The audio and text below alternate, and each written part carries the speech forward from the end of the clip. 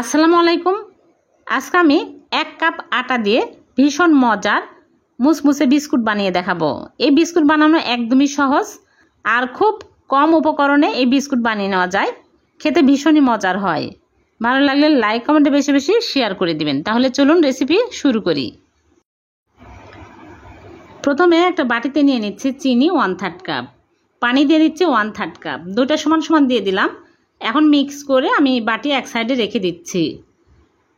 আর এদিকে একটা বোলের মধ্যে নিয়ে নিচ্ছি আটা 1 কাপ, আর দিয়ে দিচ্ছি স্বাদ মতো লবণ। এখন মিক্স করে নিব। তারপর এখানে আমি ঘি নিয়েছি 1 টেবিল চামচ। ঘিয়ের পরিবর্তে তেলও দেওয়া যাবে, তবে তেল দিলে বেশি টেস্টি হয় না, ঘি দিলে অনেক সুন্দর ফ্লেভার আসে। ভালো করে মিক্স করে নিয়েছি। এখন আমি চিনির পানি দিয়ে ভালো করে মাখিয়ে নিব। শক্ত টাইট একটা ডো তৈরি করে নিতে হবে। বেশি নরম করা যাবে না, শক্ত করে এই ডোটা তৈরি করে নিতে হবে। এখানে 1/3 কাপ পানির মিশ্রণ সবই লেগে গেছে। এরকম একটা ডো তৈরি করে নিতে হবে।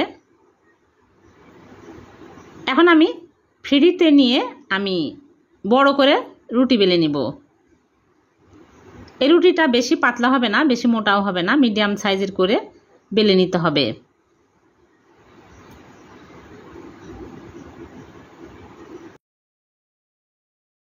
তারপর একটা কাটার নিয়েছি, এই কাটার দিয়ে আমি এইরকম করে কেটে নিচ্ছি।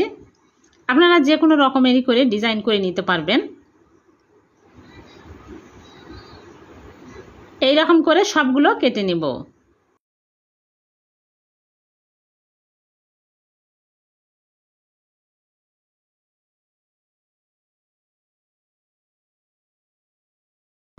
সবগুলো কাটা হয়ে গেছে। এখন একটা করে নিয়ে আমি টুথপিক নিয়েছি, এইরকম করে ডিজাইন করে নিচ্ছি। খুবই সহজ এই ডিজাইন, দেখতেও ভালো লাগছে। এইরকম করে সবগুলো আমি ডিজাইন করে নিব।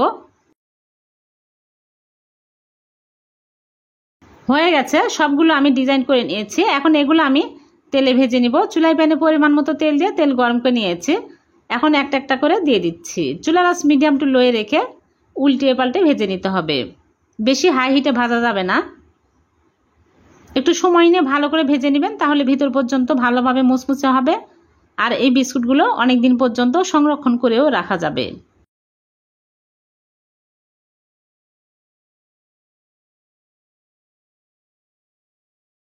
যখন এরকম সুন্দর কালার আসবে তখনই তুলে নিতে হবে। সবগুলো আমি ভেজে তুলে নিয়েছি। হয়ে গেল আটা দিয়ে ভীষণ মজার কুড়মুড়ে বিস্কুট। এই বিস্কুটগুলো অনেকদিন পর্যন্ত সংরক্ষণ করে রেখে খেতে পারবেন। সকাল বিকেলে চায়ের সাথে খেতে ভালো লাগবে। একটা ভেঙে দেখাচ্ছি, অনেক মজার হয়েছে। ভালো লাগলে লাইক কমেন্টে বেশি বেশি শেয়ার করে দিবেন। আর এইরকম নতুন নতুন রেসিপি পেতে চ্যানেলটিকে সাবস্ক্রাইব করে চ্যানেলের সাথে থাকবেন। আর পেজ থেকে দেখে থাকলে পেজটিকে ফলো দিয়ে রাখবেন। আবারও দেখা হবে নতুন কোনো রেসিপিতে। সে পর্যন্ত ভালো থাকবেন। আল্লাহ হাফেজ।